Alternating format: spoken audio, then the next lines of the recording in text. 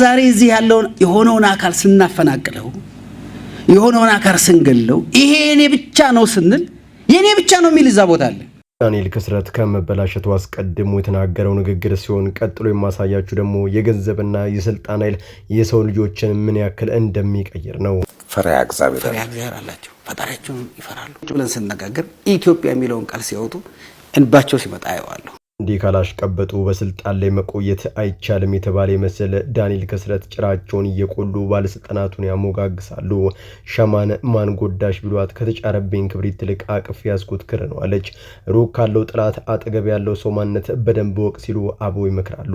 ቤተክርስቲያንን ይደግፋሉ ተብሎ ሲጠበቁ ለስልጣን ሲሉ አሳልፎ የሰጧት ዳንኤልና መሰሎቹ የሰሩት ሴራ በጣም የሚያሳዝን ሲሆን ከደሴ ከተወለደበት ልጅ ዳንኤል በህይወት የለም ብትችሉ ጸልዩለት ያሉትማ ሆይ መነጋገሪያው ነው አለ። ዳንኤል እውን በህይወት የለም?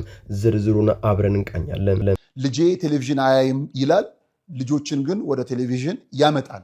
ማህበራዊ ሴትነትን ግን አልገነባም። ለምሳሌ ጠላ ጠጫለሽ አጠጪም የሚል ህፃንን ያቀርባል። የገደድ ገዳማት ልጃገረዶች ላይ ሙቪ አስመስሎ እየሰራ ገዳማትን መሸቂያ አድርጎ ፖለቲካ ውስጥ ገብቶ አርሲ ላይ ለሞቱት አንድ ድምፅ ሳይሆን በኦርቶዶክስ ስም ነጠላ እያደረገ ይሸቅልበታል። በመጨረሻም የኮሜዲያን እሸቱ ሰራተኞች በስማችን እየተነገደ ሀብትም እየተፈራ ነው ሲሉ ተናገሩ።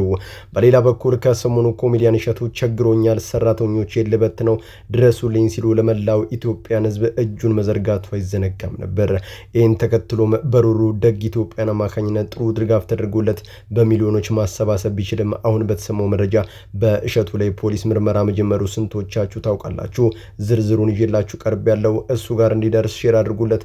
ዝርዝሩን በጋራ እንመለከተዋለን። ተረክልኝ ሁሉ አመሰግንህ ዘንድ በነቃው ጊዜ ደስ አለኝ እማጸናለሁ።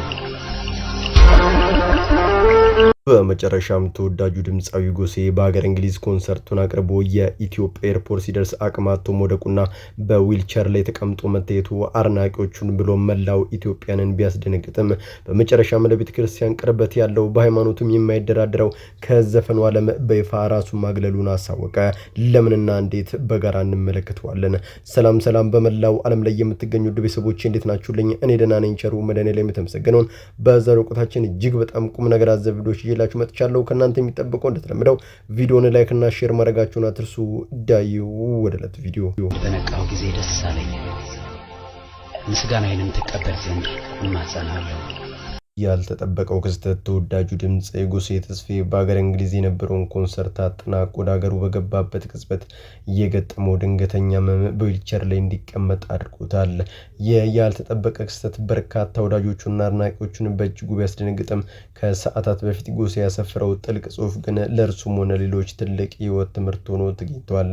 ጎሴ መልእክቱን የጀመረው የሰው ልጅ ምድራዊ ሩጫና ዘላለማዊ ጉዞ በሚያስታውስ ልብ በሚነካ ሀሳብ ነው። ለማት ሞላ ዓለም ስንኳተን ትልቁን ነገር ረሳን። ጠቢቡ ሰለሞን የዓለምን ነገር በደንብ ከተመለከተ በኋላ ሁሉም ነገር የከንቱ ጉምንም እንደመጨበጥ ነው ሲል ተናግሯል። አላወቅንም አልገባንም እንጂ እድሜ ሲጨመር ለንስሐ ነው ሲል ይናገራል። በማምሻው እድሜ ለዘፈን በነበረው ጥልቅ ፍቅር የተነሳ ዘላለማዊ ነገር መርሳቱን በጸጸት የገለጸው ድምጻዊው ለወዳጆቹና በመላው ዓለም ላይ ለሚገኙ አድናቂዎቹ የሚከተሉን የመጨረሻ ውሳኔ አስተላልፏል። ወዳጆቼ ሰው ዓለሙን ሁሉ አትርፎ ነፍሱን ቢያጎድል ምን ይጠቅመዋል? በመላው ዓለም ላይ የምትገኙ አድናቂዎቼ ከዚህ ሰዓት ጀምሮ የዘፈን ማይኬን ሰቅያለሁ ሲል ንግግሩን ይደመድማል። ፖለቲካዊ ሐሳቤ ያለኝ የመንግስት ወይም የህዝብ አገልጋይ ነኝ ብዬ ነው ማምነው። ህዝብ አገልጋይነት ትርጉም በቃላት ድርደራም ብቻም ሳይሆን በተግባር የሚመዘን ሀቅ ነው። አቶ ዳንኤል ክብረት ራሳቸውን ፖለቲካዊ ሐሳብ ያለኝ የህዝብ አገልጋይ ነኝ ቢሉም መሬት ላይ ያለው እውነታ የህዝቡ ቁስልና የቤተክርስቲያን ሰቆቃ ግን ከዚህ ፈጽሞ የተለየ ምስክርነትን እየሰጠ ይገኛል። የብዙዎችን ልብ የሰበረው ይህ የዳንኤል ክብረት ተቃርኖና እንቆቅልሽ በሚከተሉት አበይት ነጥቦች ይገለጻል። ዳንኤል ክብረት እውን የህዝብ አገልጋይ ከሆኑና የህዝብ ህመም የሚያማቸው ከሆነ ባለፉት ዓመታት ትልቅ እድል ነበራቸው። እንደ መንፈሳዊ መምህርነታቸው ብሎም እንደ ጠቅላይ ሚኒስትሩ አማካሪነታቸው ያላቸውን ተሰሚነት ተጠቅመው ለተለያዩ አለመግባባቶች በሰላማዊ መንገድ እንዲፈቱ ማድረግ ይችሉ ነበር።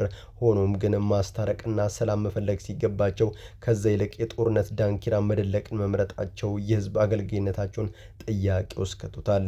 የዳንኤል ክብረት ትልቁ ውድቀት የታየው የኢትዮጵያ ኦርቶዶክስ ተዋሕዶ ቤተክርስቲያንና ልጆቿ ላይ ከባድ መከራ በወረደበት ጊዜ ነው።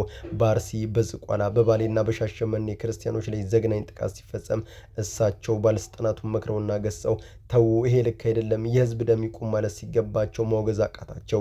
በመናን መከራ ላይ ዝምታ መምረጣቸው ስልጣን ከመንፈሳዊ አድራቸው በላይ እንደገፈዘፈባቸው ትልቁ ማሳያ ነው። የሀገሪቱን ጀግናና ታታሪ ዲያስፖራን በተመለከተም ኢትዮጵያን አትቀበሯትም ሲሉ በአደባባይ መፎከራቸው የብዙዎችን ትዘቦት አትርፎባቸዋል። ኢትዮጵያ እሳቸው ብቻ ያቀኗት ርስት እሳቸው ብቻ የሚያድሉባት ይመስል የተናገሩት የንግግር የስልጣን ወንበር አናታቸው ለቶ ምን ያክል ናላቸውን እንዳዞሩና ትትናም እንዳሳጣቸው ቁልጭ አድርጎ ያሳያል። ይሁዳ በገንዘብና በጥቅም ተታለው ጌታውን እንደሸጠሉ ዛሬም ዳንኤልና መሰሎቹ የሀገር ዋልታ የሆነችውን ቤተክርስቲያንን ስልጣንና ብር በተባለ ዲናር ቀይረው በአደባባይ መሸጣቸውን ብዙዎች ባዘን እየታዘቡት ይገኛሉ። ይህንን የስጋ ማድር የተመለከቱት የደሷ እንቁናት እማሆ ያስተላለፉት እናታዊ መልእክት እጅግ በጣም ልብ የሚሰብር ነው። ያሳደግኩት ዳንኤል ይህ አይደለም፣ እሱ ዛሬ የለም። ዳንኤል አስቀድሞ አስተዋይ፣ አርቆ አሳቢና የቤተክርስቲያን ሕመም የሚያመው ልጅ ነበር። ዛሬ ግን ያንን ማንነቱ በሱ ውስጥ አላየውም። እባካችሁ በጸሎት አስቡ ሲሉ እማሆ ይማጽናሉ። የእማሆይ ቃላት የብዙሃን ኢትዮጵያን ክርስቲያን ስሜት የሚወክሉ ናቸው። አንድን ሰው ስልጣንና ምራዊ ጥቅም እንዴት ሙሉ ለሙሉ ሊቀይረው እንደሚችል የዳንኤል ክብረት የቅርብ ዓመታት ጉዞ ህያው ምስክር ነው። በጸሎት አስቡን አይደለም ያለው፣ ድርጅቱ ሊዘጋ ነው 31 ሰራተኛ ላባረር ነው ስል አይዞ አይባልም። ችግር የለውም 31 ሰራተኛ ቢባረር ማለት ነው። ከሰሞኑ ኮሜዲያን እሸቱ መለሰ ቸግሮኛል፣ የምነዳው ፕራዶ መኪናና አንድ አፓርታማ ብቻ ነው ያለኝ፣ ቻናሌ ችግር ላይ ነው፣ ሰራተኞቼም ሊበተኑ ሲል ያቀረበውን አቤቱታ ተከትሎ በማህበራዊ ሚዲያ ሰፊ መነጋገሪያ ሆኗል። ይህንን ተከትሎ ኑሮን በሀገር አሜሪካን ያደርገውና 3 ሚሊዮን ተከታዮች ባሉት የፌስቡክ ገጹ ላይ ታዋቂው አድራ ኢትዮጵያ የእሸቱን በጎ ጎኖች በመውሳትና የሳተባቸውን ነጥቦች በማረም ሚዛናዊና ጠንካራ መልእክቱን አስተላልፏል። ጉዳዩን እንደሚከተለውም ያቀርባል። አድራ ኢትዮጵያ ትችቱን ከመጀመሩ በፊት የእሸቱን ልፋትና ጥረት እውቅና ሰጥቷል። እሸቱ ከዝቅተኛ የህይወት ደረጃ ወጥቶ ለዛሬው ስኬት ያበቃው የራሱ ጥረትና ልፋት መሆኑን አያጠራጥርም ሲል ይናገራል። ባለፉት ጊዜያት ለመቄዶንያ ለተለያዩ አብያተ ክርስቲያናት ያደረገው አስተዋጽኦና የተወጣው ግዴታ ትልቅ የብራንድ ስም ገንብቶለታል። በዚህም ዋጋውን ብል በማይበላውና ነቀዝ በማያበላሸው ስፍራ እንዳስቀመጠም ይገልጻል። ምንም እንኳን እሸቱ ትልቅ ስም ቢኖረውም በቅርብ ጊዜ የሰራቸው ስህተቶች ግን ከህዝብ እይታው ጋር የተጋጩ ነበሩም ሲል እንዲያቀርበዋል። ለልጄ ቲቪ ያላሳየውም ብሎ በራሱ ልጅ እንዲደረግ የማይፈልገውን ነገር በሌሎች ህፃናት ግን በዩቲዩብ ይዘት አድርጎ መስራቱ እንደ ትልቅ ግብዝነትን አንስቶታል። አይዞ አድራ ኢትዮጵያ ይቀጥልና በኤአይ ትምህርት በሚል ከአንድ ተማሪ እስከ 20 ሺህ ብር እየተቀበለ የሰጠው ስልጠና ደካማና በወጣቶች ህይወት ላይ ምንም አይነት ለውጥን ያላመጣ መሆኑንም ተችቷል።